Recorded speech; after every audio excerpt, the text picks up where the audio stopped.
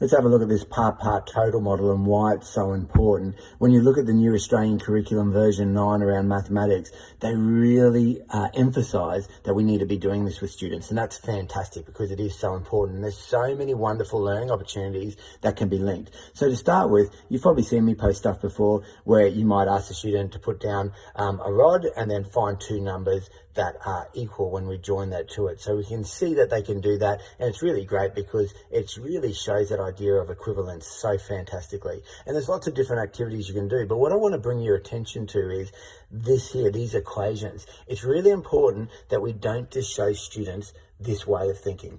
8 plus 2 equals. And when you look at a lot of data, as soon as you start putting questions like this and this in, students just don't know what to do because it's not familiar to them. So we want to be exposing them to these types of questions as well. Now, how do we do that? Well, we can start by saying, if we look at this second one here, something plus 2, let me move it out the way.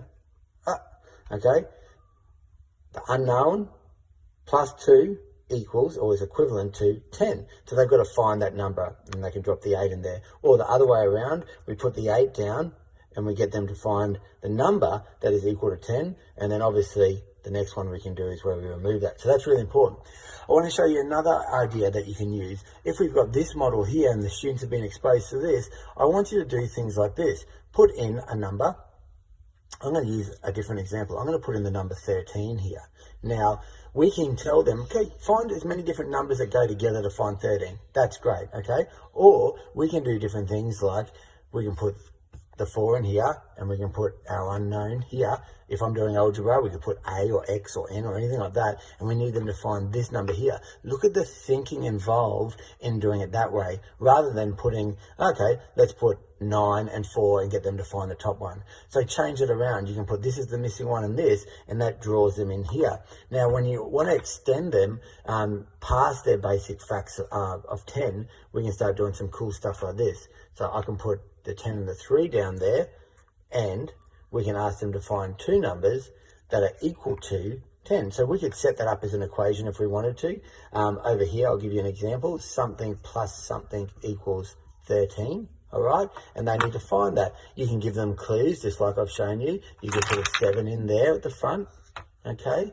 And then they need to find the unknown. It can be the 6, all right? Drop that in. We can swap it around, okay? So we can have the unknown plus the 7 equals 13, okay? So we can change the order of this to show the turnaround in commutativity by flipping that over here. Okay, I'm getting a bit stumbly there. So here's my message. Lots of exposure to part-part total model. It comes out in our equations really, really clearly. Lots of activities like this. Kids walk in from lunch, get the big rods, have them set up, get them to show the part-part total model with missing numbers and so forth. Give them these different types of equations so that they can see the role of the number, whether it's a part or a total they're given, two parts, etc.